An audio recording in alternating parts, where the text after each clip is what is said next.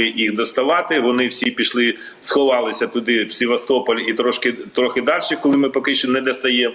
Але як тільки вони з'являються в межах доступності, і сьогодні наші війська це ще раз довели, ми їх відразу відправляємо туди ж, де на сьогоднішній день знаходиться Москва. Сьогодні було знищено 2 судна Російської Федерації, які були біля острова, нашого українського острова Зміїний. Не маємо чого робити, це наша земля, і ми її рано чи пізно заберемо для себе. Там буде, як і було раніше, скажімо так, украинское військо. Друзья, в связи с полномасштабным вторжением России в Украину на нашем канале практически исчезла реклама. Просим вас по возможности помочь нашему каналу финансово. Реквизиты в описании под этим видео.